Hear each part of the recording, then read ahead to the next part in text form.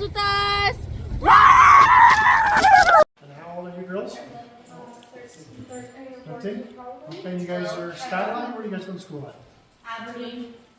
Aberdeen. That's like an hour and 15 minutes away. We'll go through it all the time. Awesome. So, what is this about? What do you guys just have kind of questions on what I do, or what do you guys? Mostly about stem cells. Okay. Tell them why. We're doing a project for the spring training competition, and hopefully it'll be some veterinary stuff. That's one of our solutions. Not really much. So I don't do a lot with stem cells. Really, Okay? anything with animals. Yeah, So she I went. do everything with animals here. Okay. There are some regenerative medicines and things that we do to kind of help out animals. For example, sometimes pellets or serum, and we do different things. They call ones PPA injection, and inject it in your joints. And that's arthritis. It benefits arthritis, it takes inflammation out. We do lots of joint supplements and anti-inflammatory, just like they do on us for helping them out. I do fix broken bones, I do lots of exploratory surgery, for removing cancer, to removing foreign bodies, to do obstructions on cats, and doing all kinds of stuff. So we do almost everything here, from preventative medicine to surgeries and treating all kinds of diseases such as diabetes, kidney disease, renal disease, certain tumors that secrete things. We manage those things. Adrenal tumors are functional. So I treat kind of everything, and I love surgery. And I work on all the animals. I work on zoo animals to your exotics such as snakes and hamsters and guinea pigs and turtles and birds and all that. And so I help out with almost all that stuff. So if you have questions on anything, I can show you a couple of cool specimens I've obtained over the years and thrown from them. If you would like to see that, you'll I think you guys would appreciate that. So let me go grab a couple of things, I'll show it to you, and then if you guys have questions, just feel free to shoot. Like I said, I've done everything. I've been out almost 20 years, so I can answer a lot of stuff that we do, but I don't do a ton of the stem cells. And that's definitely progressing a lot in human medicine, and it will spill over where we're starting to use some of those things. Money and finances and the fact that animals don't live as long as we do, not as much of it, but they definitely are coming out and we're getting into that a lot more. And medicine's obviously is always been continuously improving for the most part. Through every decade, you see major advancements every day. New medications all the time for allergies and different skin diseases, different things we're coming up with all the time. Okay, so there's the research in veterinary medicine is just as big as it is in human medicine. Okay, a lot of the research is done with animals first. Okay, and so come on back. I'll show you a few things. I'll show you the clinic, and then any questions you have on any of your own animals or anything you guys want to ask. This room just got a man. Actually, guys. A few big questions for the Boy Scouts and Girl Scouts. So, you guys can all come in if you'd like. Let me show you a few things. Don't worry. So you wouldn't guess, but all of this came off of one rat. And these were mammary tumors, okay? And the problem with this rat was the mammary tumors were taking up all of its calories, and so the thing was starving to death because all the tumors were eating everything. And so this weighed more than the rat when I got done. It lived for another 6 months, which it was an old rat to begin with. And so next 6 months on a rat that lived to 3 is a lot, okay? So, but not everybody wants to do those on a rat, okay? So that's one that you can pass it around if you'd like, that's fine. So some dogs on certain diets, meaning it isn't that they're always on a bad diet, but certain individuals need something different. These are bladder stones, okay? These are big bladder stones. You can pass those around. So so basically with these animals, you take out the stones and then you put them on a proper diet so they don't get any more. This one has a different type of bladder stone. You see how spiky it is? So when dogs get those, they pee a lot, and that would pee a lot of very bloody urine. Those are oxalates. They're really rough looking ones. The other ones are strulites. One other thing we do, these, look at it closer. That's a roundworm. So a lot of dogs around this area, Aberdeen, all those places will have roundworms. That's a roundworm. Okay, so those are very common. They don't cause a lot of problems on the dogs.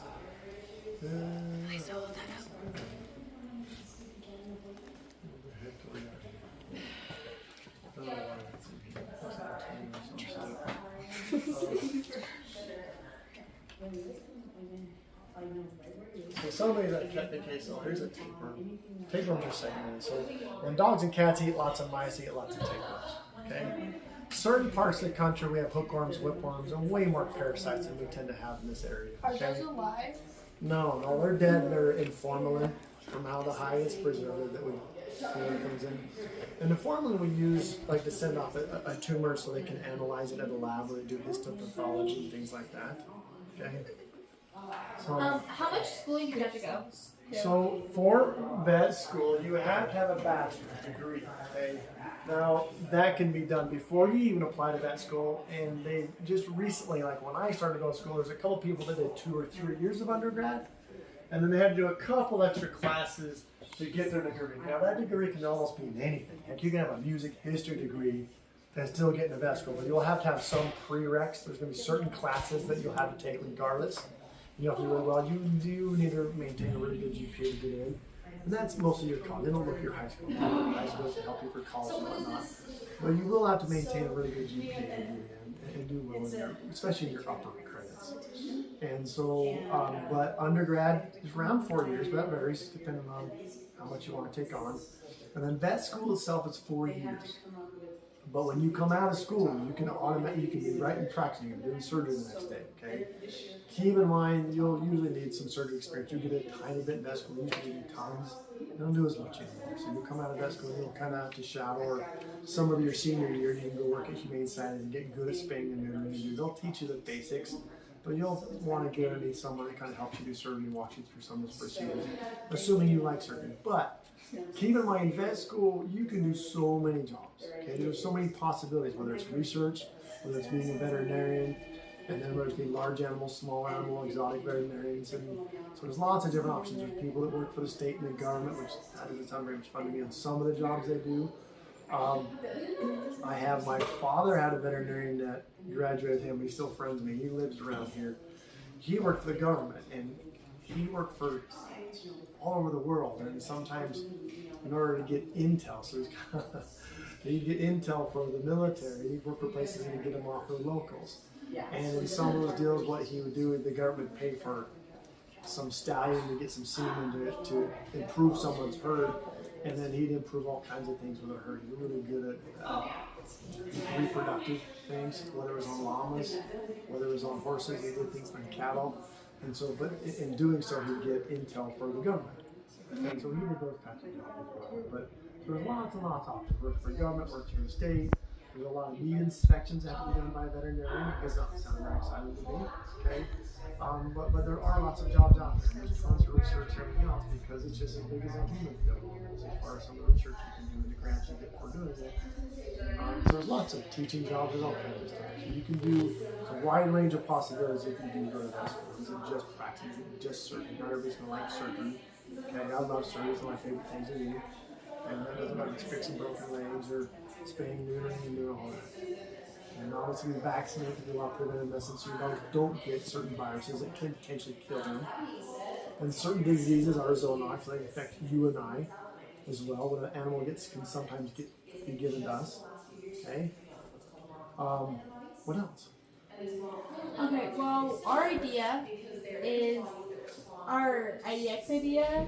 Okay, so we have like it's basically like a shot with our microchip that like it's gonna go inside of the animal once it's put in. It's gonna like roll out and like scan the body for like what diseases it is and so like and broken bones and stuff and anything that could be going wrong. So say that again. Okay, so like when it goes in.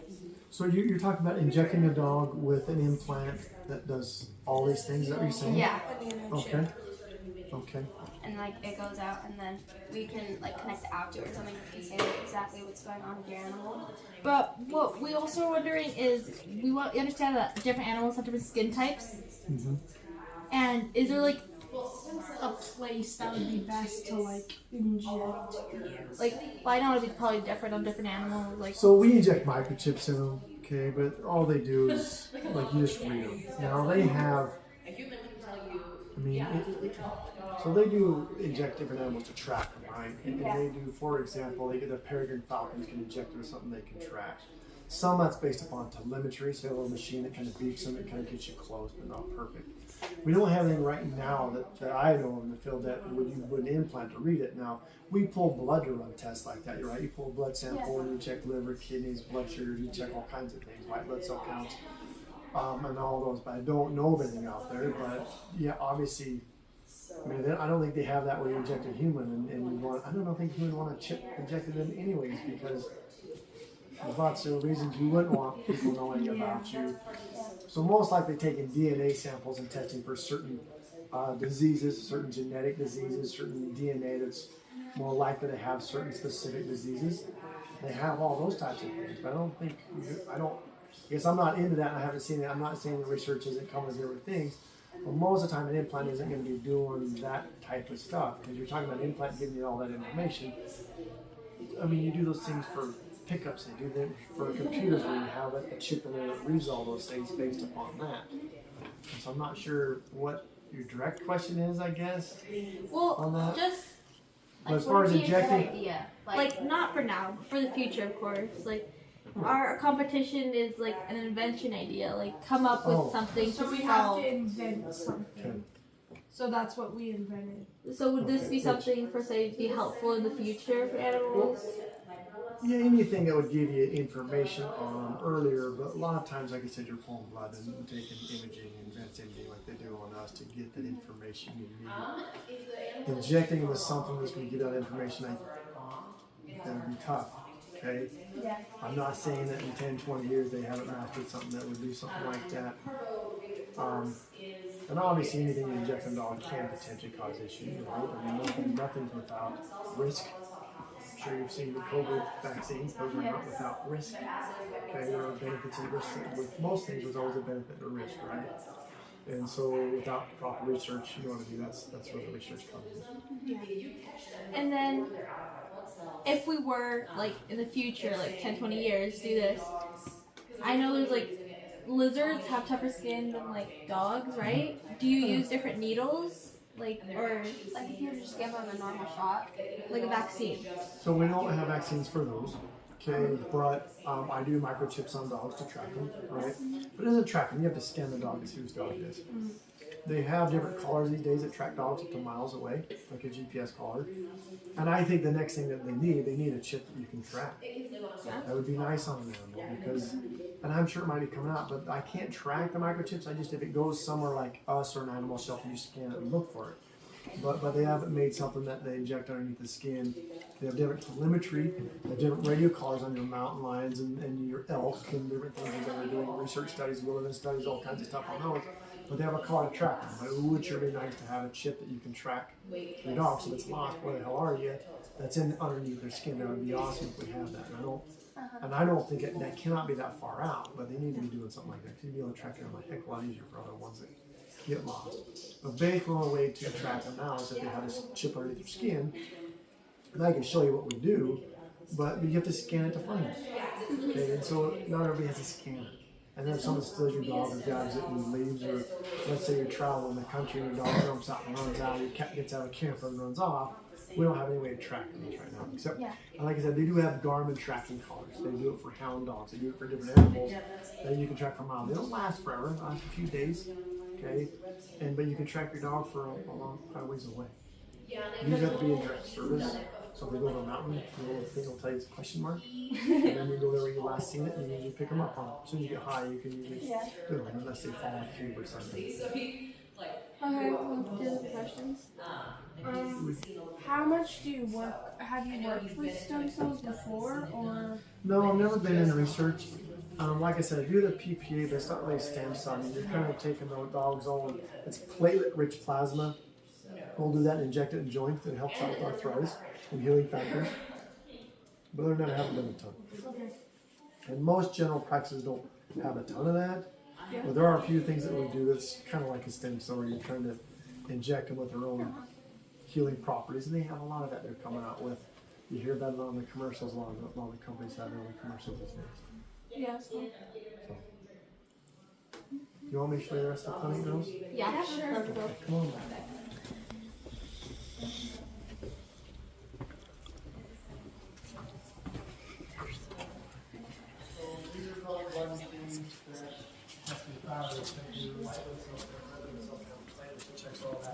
Chemistry checks a lot of your electrolytes. It checks your liver, kidneys, blood sugar, calcium, phosphorus, protein levels. It checks all those things. This is most of my pharmacy. There's drugs that we definitely call into pharmacies.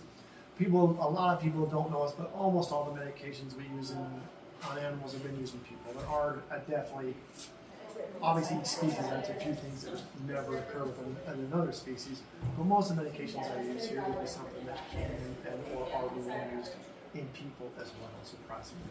And most of the ones are used in people all the time, but they still do want people to have those issues, okay? And we don't typically put a tick product on us, okay? But we have kind of those types of things, okay? This is my X-ray room. We do have visual X-ray.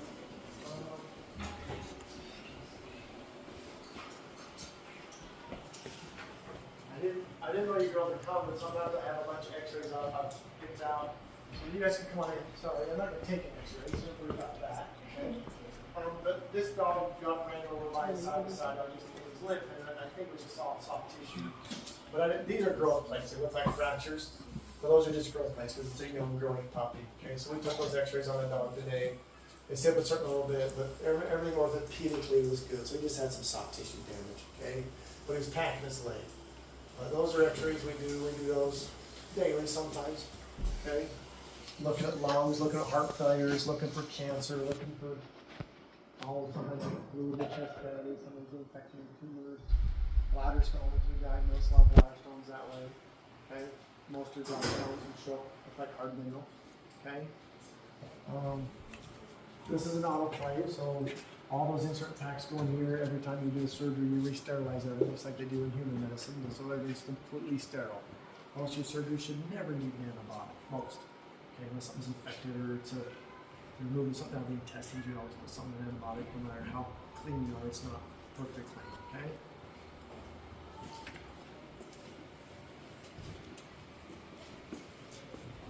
This is the first surgery. This is what I do almost all my surgeries. Now, if I have an abscess or I'm pulling porcupine quills or I'm doing dentals, that's done out here. This is just for kind of for sterile surgeries. And we do, I don't know, anywhere from 5 to 10 surgeries most days. Some days only a couple. Okay, but some days I'll have 10 or 15 minutes days. So it's cat neuters, cat stays, dog stays, tumor removals, demos. Sometimes bigger surgeries like dogs and all kinds of stuff. My brother both my brothers are veterinarians, and I have a father that's a veterinarian too. So my brother today had a dog that ate an entire Godzilla toy whole thing. It's like this big around, and so obviously I had to cut the thing out of its stomach. Okay, so we get lots of things like that they eat, lots of stuff. Okay, underwear, all kinds of stuff.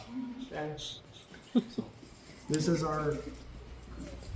So we do some of the dirty stuff right here, prep animals, and then abscesses and things, so just cleans off. We do a little over here. And then this dog has a spinal cord issue in his neck, and so he's a little wobbly. Okay? And so the owner here,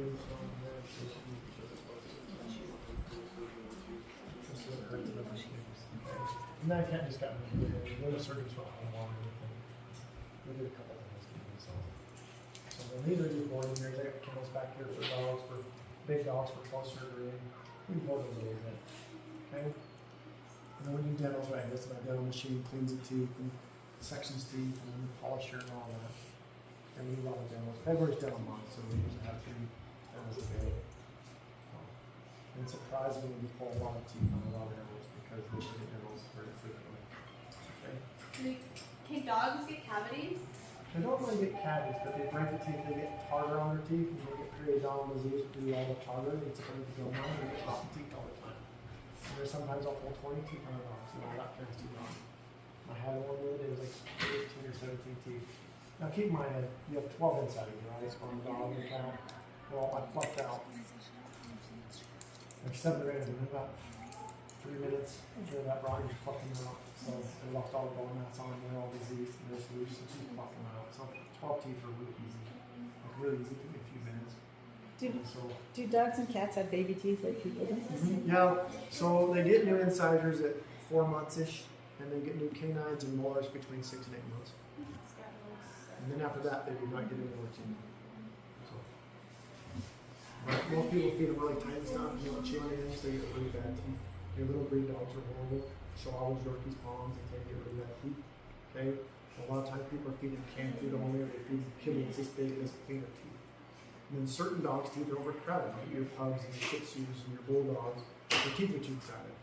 And so they're too close together, it's like if you could never floss, then you get horrible dental disease, right? If your teeth are too close together, well, they obviously can't do that. So sometimes it's just anatomical problems, okay? Some of the shih tzus' teeth, instead of being in a row, they're all crooked going back and forth. It's like biting braces sometimes. Okay? Anything else? So, I was talking to one of your camera people. So, did you talk to him about monoclonal antibody therapy? Because she said that kind of sounds a lot like what they're So doing. we do have, right, so we do have one for parvo dogs that just came out this year. And it's a monoclonal antibody. They have another one that's an antibody that well, I guess it's similar to what you're doing, that it helps out with inflammation for arthritic animals. So there are some of those things that we are using a little bit. One that's treating fibrosis, we've used that a couple of times. I don't have a ton of experience, so I've used it when clients said it's awesome, that I haven't heard from the other two because you just started. And you're supposed to repeat that when the flight is, but it helps out with inflammation within the joints for sure. And so those are starting to come out. They are coming out. And so the one for parvo is supposed to be awesome, but I haven't had a parvo case since I've had the stuff. Okay, and you're supposed to be able to inject a parvo case, they're supposed to be able to go home and be normal the next day. And it's fairly expensive, but it's not any more expensive than treating a parvo dog. If it works that fast, you're way better off. And so we do have those. So that's kind of, that does get towards your stem cell and things like that are closely linked to what you're doing that way. So pretty neat. It's amazing what they do to people. I mean, some of the stuff they can do. Go in with an endoscope and they go fix a heart valve problem. They go fix a heart attack. They fix the blood vessels. I mean, those are pretty impressive. It's starting to get very messy, but it's also hard to work some of those things. You're talking about millions of dollars to do some of those procedures. It's so hard to charge them. Not everybody's going to do it on their dog or cat. Okay? Especially when they're old and they don't live there 2 or 3 years. Not everyone wants to spend that kind of money. Okay? And not every clinic can carry that kind of stuff because it's not going to do very often.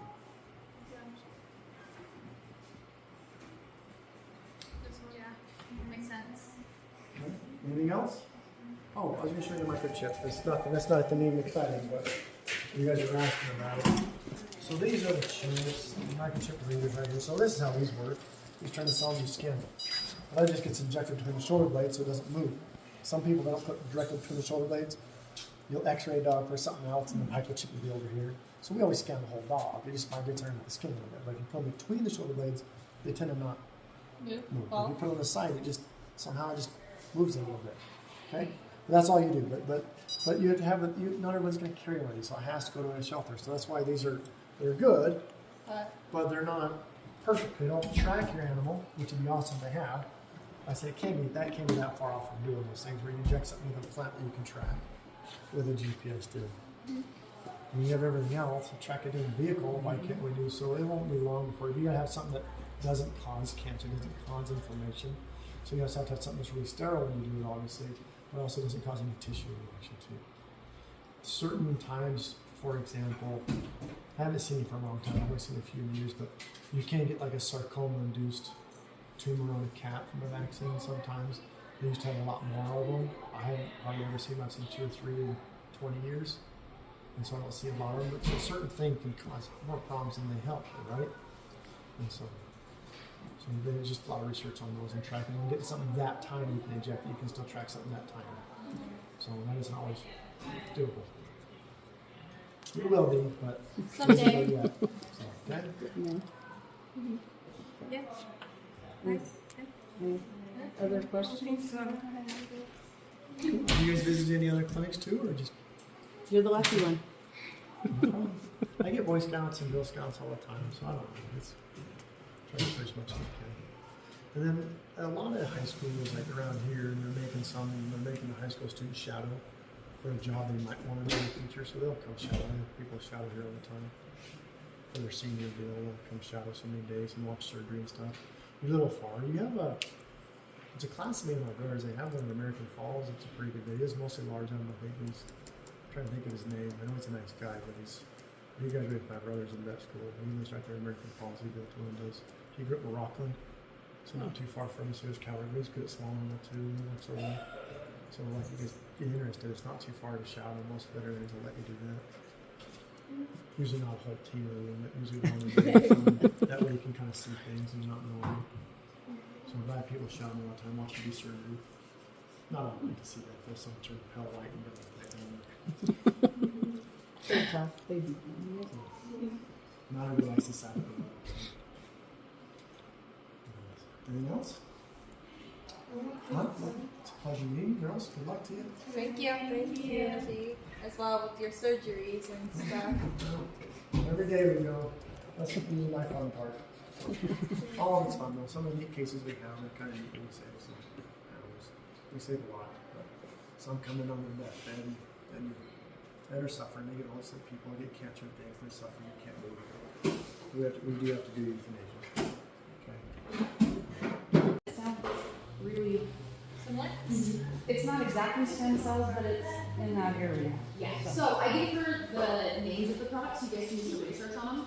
But I asked her what her project was, and she was telling me about like how you guys want to use the stem cells on like the microchip kind of a thing. And they actually are getting close to that in veterinary medicine, using something called a monoclonal antibody instead of using stem cells. So these new monoclonal antibodies that they're coming out, they have one for allergies, they have one for arthritis, and they have one for parvo. And what they do is they attach to the white blood cells, they work as an antibody in the dog's body and attack very specific things that they're targeted to. So who's heard of parvovirus? Does anybody know what parvo is? So you know when you have to take a puppy to the vet when it's really little and get it shots and stuff? What you're vaccinating for, the main thing that you're vaccinating for is parvovirus. Parvovirus is the #1 killer of puppies, especially in an area like this where it can be moist outside. This time of year we see a lot of parvo. It can live in the ground, it's super contagious, and it lives in the ground for a year. So that's why it's so important to vaccinate puppies, is because if they just walk through the dirt, they can get parvo. And it's super duper contagious and it has a really high mortality rate. If they get it, there's a really good chance they're going to die. So they designed this thing called a monoclonal antibody that's an antibody made to basically be an antibody in the dog's body. So when you vaccinate, you're trying to build antibodies, you're trying to build titers against something. This instead is like an antibody that you can inject into the dog that is targeted specifically for that virus. So they inject it into the dog, it finds the parvo, and it is made just to attack that parvo. And they're actually seeing huge success rates with it. Right now, that's the only treatment for parvo currently before this monoclonal antibody came out, is just to supportive care, give them fluids, try to keep them warm, basically just support them through and hope that their immune system can beat it. Because if they haven't been vaccinated, they don't have those antibodies, their body has to try and make those antibodies really, really fast. Now, we have an antibody that we can inject into the dog and give them those antibodies instead of having to wait for them to grow themselves. Because when you're treating parvo, you're kind of in like a battle between, is it going to build antibodies soon enough, or is it going to die before it has a chance? So the ones who live are the ones who manage to fight it off before it kills them. But if we can give them the antibodies, they don't have to do it for their body. So it's kind of similar to what you guys are doing with the stem cells. They're a very targeted antibody that can go in and attack that specific thing. So we're seeing a lot of puppies get saved with it.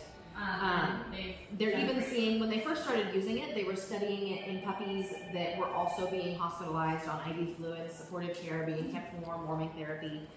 But they're even seeing now that just giving the antibodies and not doing the hospitalization is almost having the same survival rates as dogs who were hospitalized and everything with it. So they're seeing a lot of success with these antibodies. The other ones, there's like one for arthritis. That arthritis antibody is specifically made to target the nerve growth factor that grows around arthritis. And so these dogs can be crippled with really, really bad arthritis, back pain, can't walk up and down the stairs. Well, they get these antibodies that attack the nerve growth cells that cause them to feel pain from arthritis. And because antibodies take a little bit of time to work, it takes 2 doses, so about a month, and then they're acting. We've got 14, 15-year-old dogs bouncing around like puppies again. Like they've never had arthritis, they just don't feel the pain from it anymore. So they're making some really neat advancements. In your project, it would be a really good idea to look into these monoclonal antibodies and look into including maybe the methodology for how they're using those into how your stem cell machine might work. Because a lot of them, they're going to be administered the same way. They're going to work through a lot of the same body's processes. Same like how it's an antibody that works with the body, just like a stem cell works, kind of becomes part of the body and works with the body. Then the last one is one for allergies, and it attacks the specific histamine cells that cause the dog to experience allergies. And so it's pretty neat. You guys should do some research on that and include, maybe you can look at some of the modalities and the way that that works and when you guys do your project. Do you guys have any other questions? I don't think so. What's it called again? A monoclonal antibody. And like, say you're treating parvo, one of the main things that, like, because people say, well, does that mean that it fixes 100% of puppies? If you get it into the puppy soon enough, it's going to save a lot of lives. But the way that parvo works is when you get a virus inside your body is going to send white blood cells there to build antibodies and attack that virus. But with parvo, the white blood cell count goes really, really high. The body goes and attacks that parvo virus as fast as it can. But as those white blood cells are using themselves up, attacking the virus, their white blood cell count drops really low. So if you get that monoclonal antibody in them during a stage when they still have white blood cells, then you've got a lot better chance. Whereas if they almost have no white blood cells left because their body has used them all up, they don't have those white blood cells to transport those antibodies as well anymore. So we still do lose some puppies even after getting the monoclonal antibody, but your chances are a lot better than if you're just waiting for the body and hoping that it can fight it off itself. Okay. Any other questions, guys? What's your name? My name's Kira. Okay, could you? Yeah, my name's Kira. I'm the lead nurse here. So. Okay, nice to meet you, ladies. Good luck. Thank you. We'd love if you guys want to send us like some pictures of your presentation and stuff. It'd be really cool. Okay, we'll send you the website. Oh, that would be fabulous. Thanks, guys. Nice to meet you. Thank you.